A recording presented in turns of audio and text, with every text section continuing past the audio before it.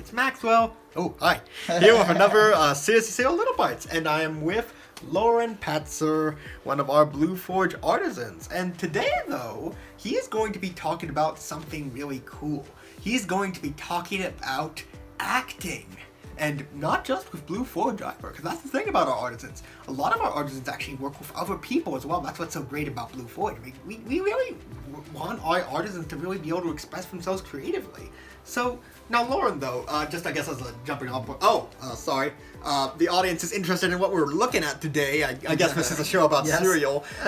Today we're looking at a Walmart Great Value brand. It is Confetti Crunch. It's one of their limited edition flavors. It looks like it's a Cinnamon Toast Crunch type thing, but confetti cake?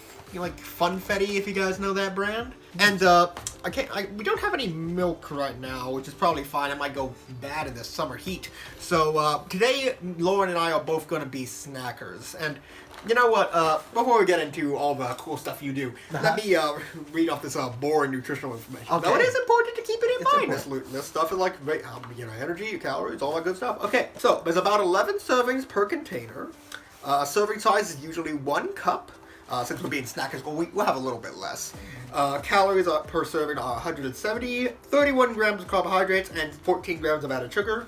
So it is over the average of what a kid should have in a day, so like 12 grams of added sugar. But, just measure out your servings well, and you should be good to go. So, now, Lauren. You want to take a smell of this? I just smelled it while I'm opening it up. Yeah, it smells like funfetti cake, doesn't it? It has like some little sprinkles on it. It's paler in coloration than Cinnamon Toast Crunch is. Okay.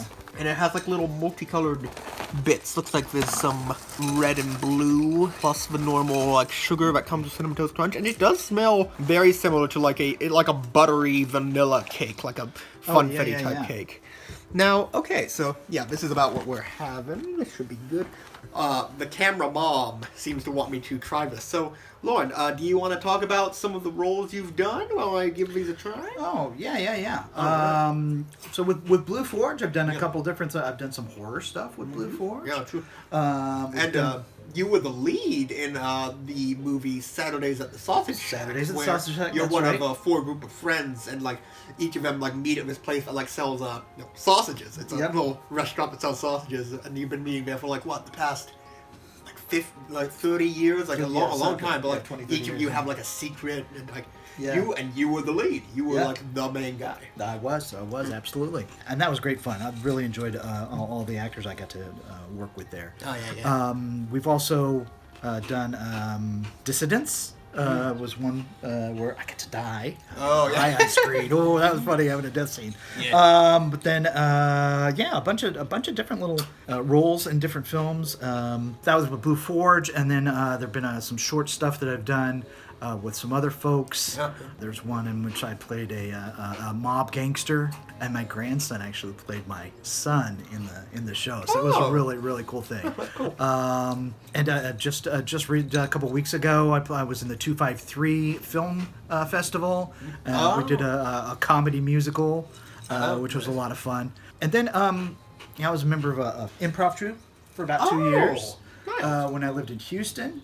I did a couple films down in Houston. I was even an extra in the film Idiocracy. So that was kind of cool. That's the biggest film I've been in, the major feature film. So Lauren, you've played good guys, bad guys. Good guys, bad guys, comedy, drama, the whole gamut. Yeah. Oh, lots of different roles. It's been a lot of fun. Really and when did you start acting? The first acting role I ever had. Oh, I should have mentioned stage. Oh, yes. Definitely do. As well. I mean, improv is stage as well. There's been a bunch of stage productions I did in high school. But before that, my first acting gig was in first grade as Rudolph the Red-Nosed Reindeer. I was the lead. I was the lead even back then. Hey. Okay. Yep.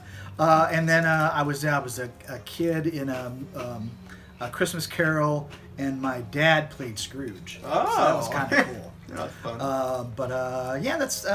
It's been a long long, wonderful. That's really time. cool that like you and your dad did a role, and you and your grandson have done a role. I love Yeah, that. yeah, That's kind of neat. Yeah. And you and Dawn, your wife, have done a role Yes. recently called Side Hustle. Side hustle. Yep. Yep. We play a married couple. Yeah. And we are a married couple. That probably came naturally. Yes, And- yes. A lot of it did. There's a lot of improv and fun and little, inside jokes and kind of things going on between a married couple. So it was a lot of fun. She has a lot of fun telling me I'm a jerk or whatever.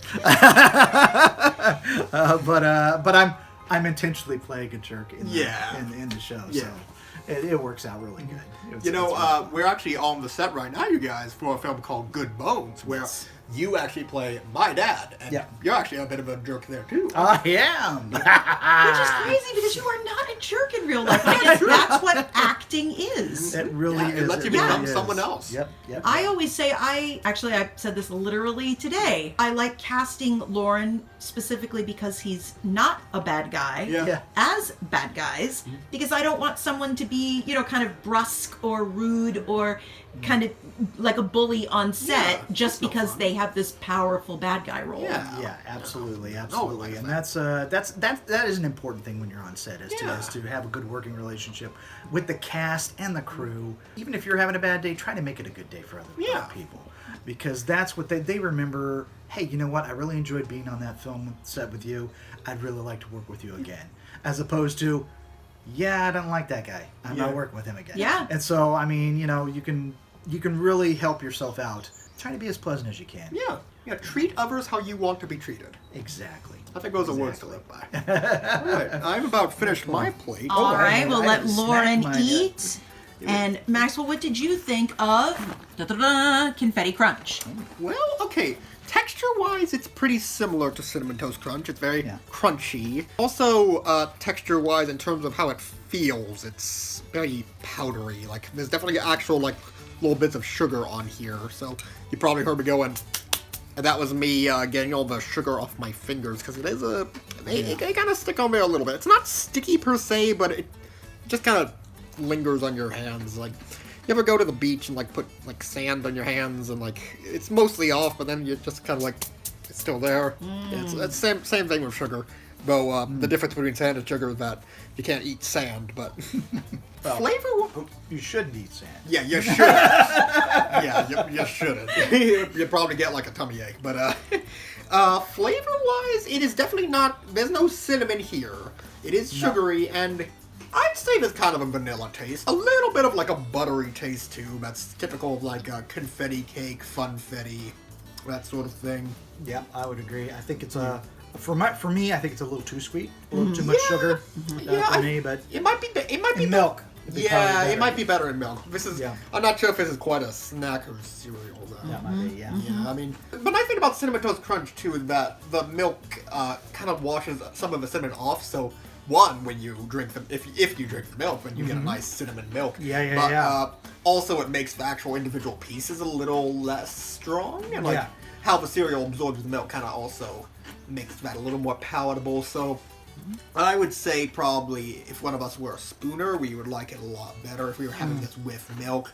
But as a snacker, I think it's a little too sweet and it's a little too powdery. So Maxwell, what would you rate it as a snacker? But then also just tell me just the flavor in general. Yeah, I'm thinking because it's it is a sweet, buttery taste with a slight vanilla hint, and that's not a bad flavor. But I feel like it would be a flavor that would go better in milk. So just as a snacker, you guys, I think I'd probably give it I mean, I ate a lot of it, but at the same time, it is pretty sweet. So I'll give it a 1 out of 5 spoons personally. But I'd probably like it more if it had milk. But if you're mostly a snacker, then don't feel the need to get this before it goes out of stores. But I mean, who knows? Limited edition stuff comes back, so don't feel pressured either way. No. Yeah, Laura? I think from a snacker point of view, probably I'm gonna go a little higher than you, 2 out of 5. Okay. But I think if this was in a bowl of milk, I might give it a 4. Oh, yeah. Oh, I like that. I think that those flavors are gonna really match well with the milk, and just to dissolve into it a little bit, and exactly, just make everything taste a little bit better. So that's what I got. Well, thank you two actors. Yeah, thank you for filming and keeping us on track in regards to cereal. See you guys next time. Bye. Start your day with silly and safe. Start your day with sassy and sage. Sincerely, simply, seriously, cereal.